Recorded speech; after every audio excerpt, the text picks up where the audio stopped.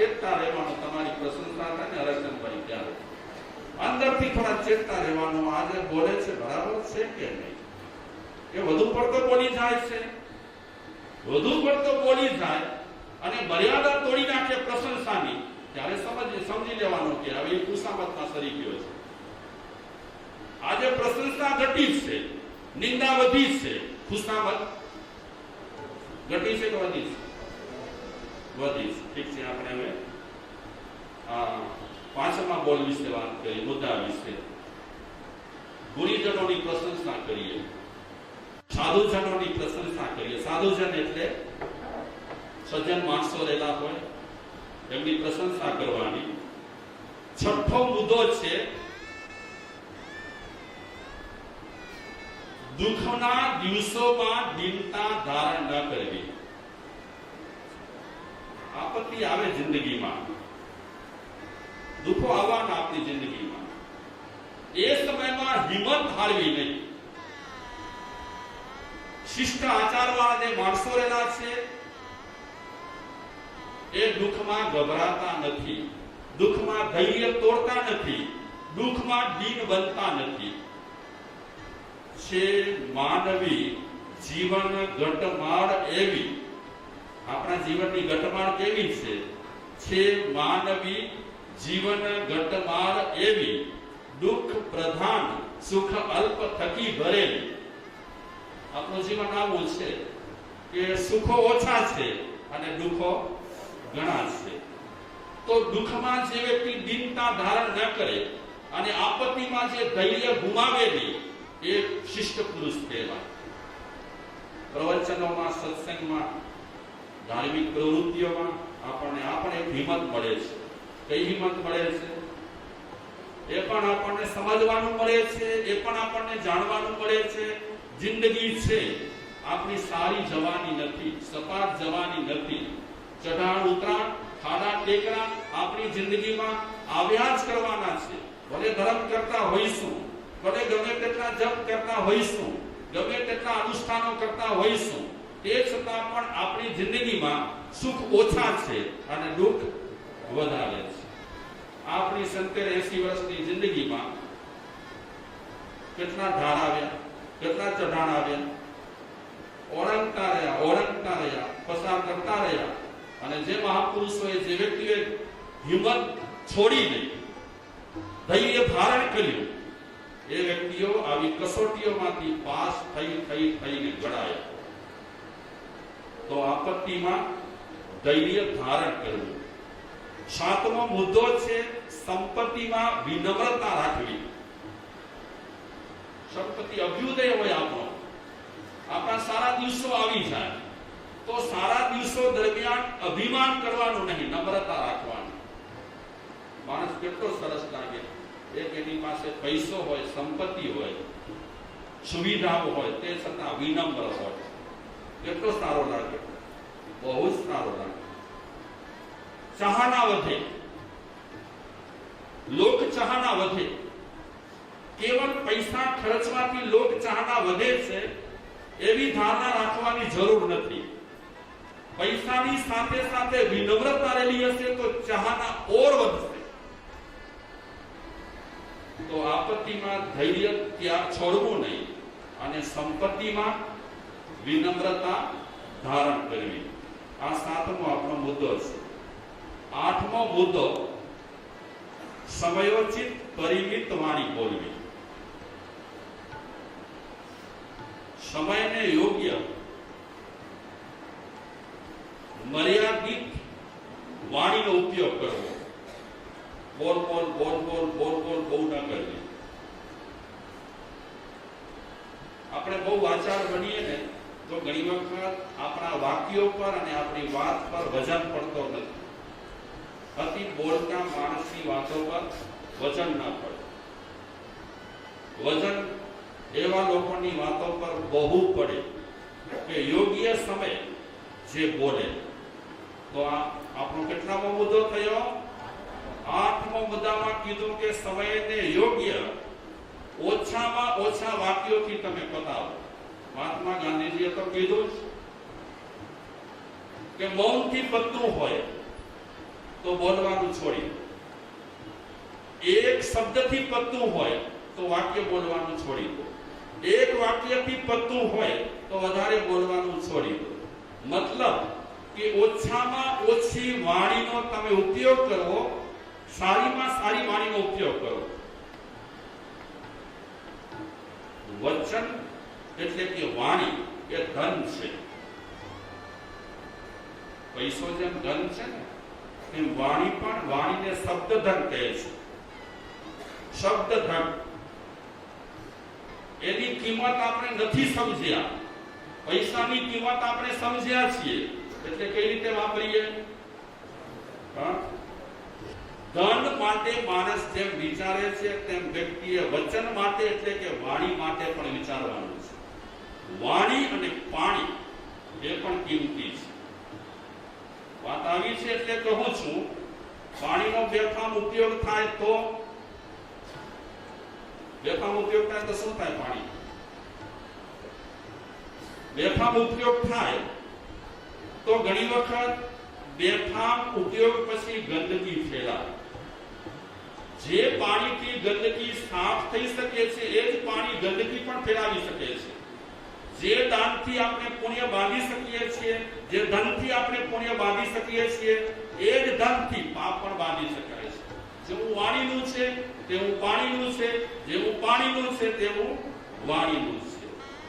મહાપુરુષોએ તો શબ્દને ધન કીધો છે કે બાપા બહુ ન ખર્ચ. શું ન ખર્ચ? વાણી બહુ ખર્ચ નહીં.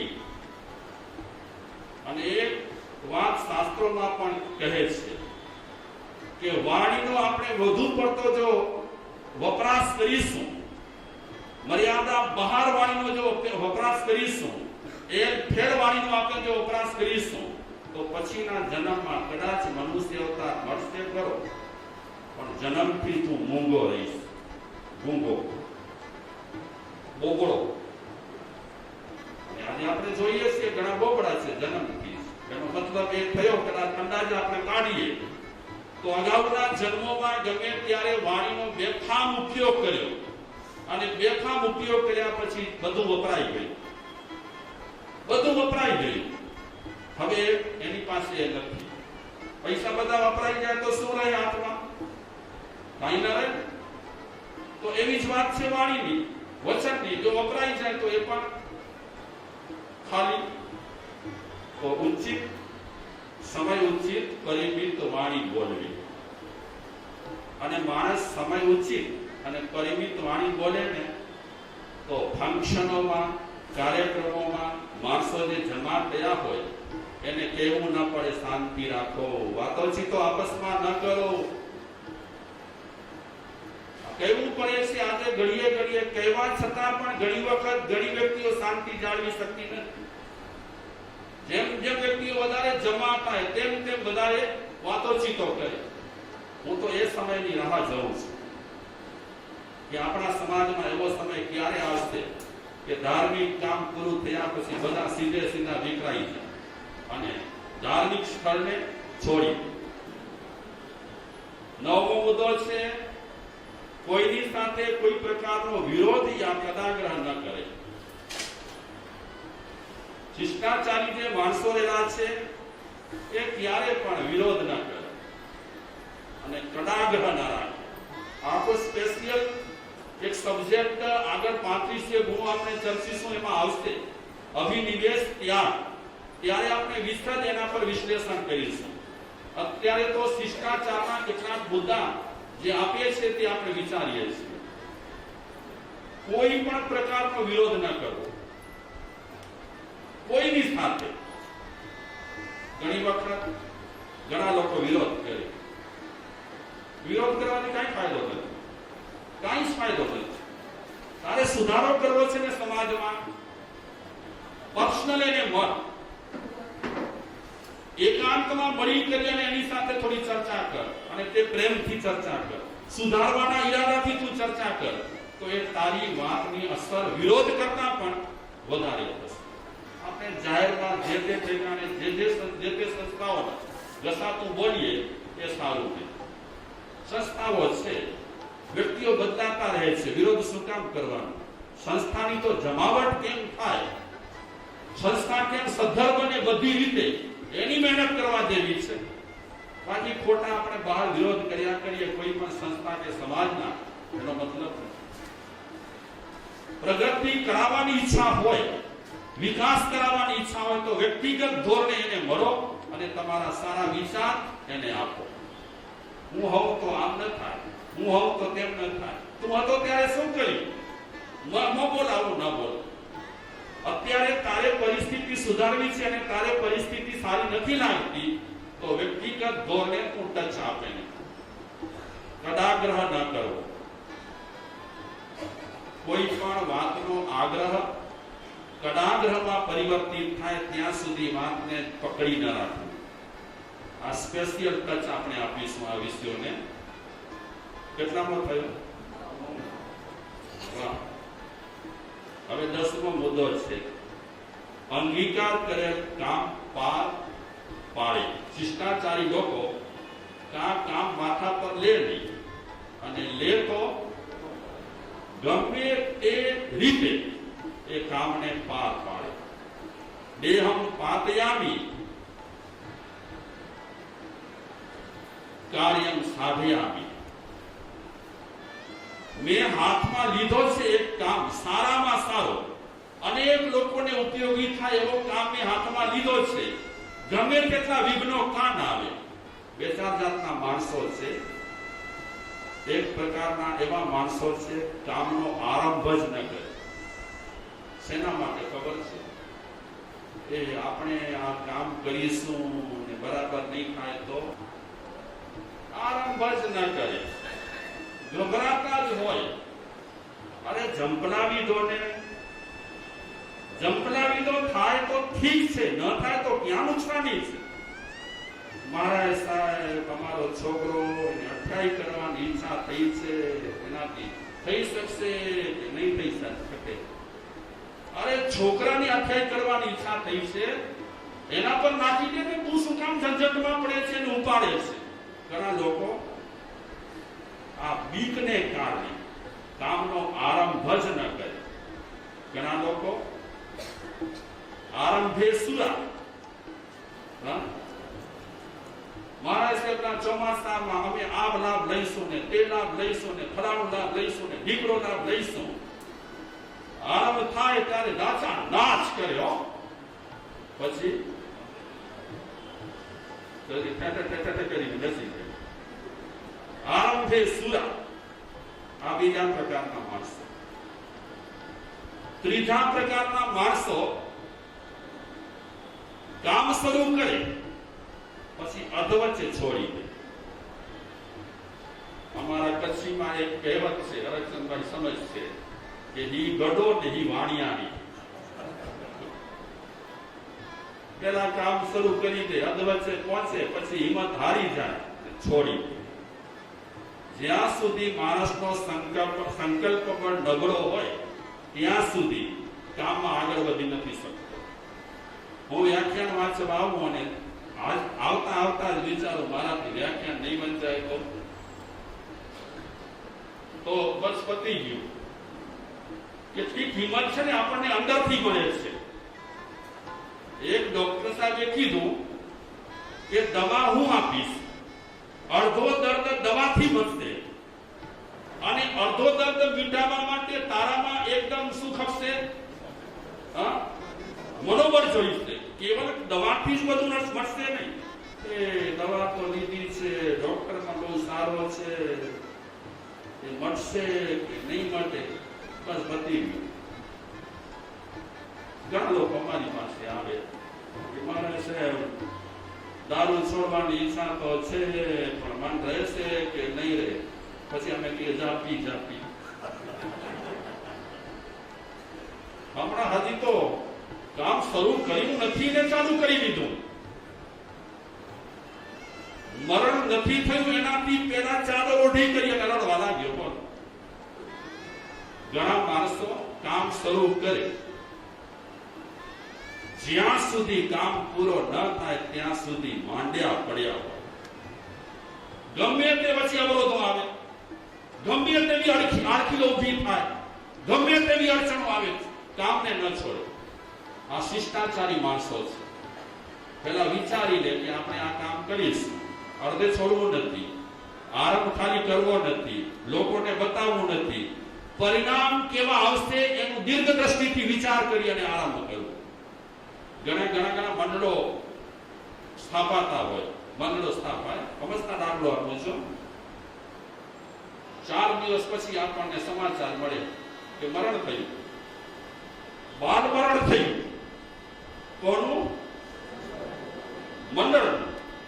અરે ભાઈ, શું કામ તમે એકદમ આવી રીતે શરૂ કરી દો છો? પેલા વિચારો, આજુબાજુ મજબૂત કરો વાતાવરણને, પછી આગળ વધો. 4 દિવસ તમે એકદમ ઠેઠે કરી અને નાચ કરો અને પછી ઠપ કરીને બેસી જાઓ તો અંગીકાર કરેલું કામ શિષ્ટાચારી માણસો જાનના જોખમે પૂરું કરે. હિંમત હોય ને એમને. કુલ ધર્મનું પાલન 11 કુલ ધર્મનું પાલન.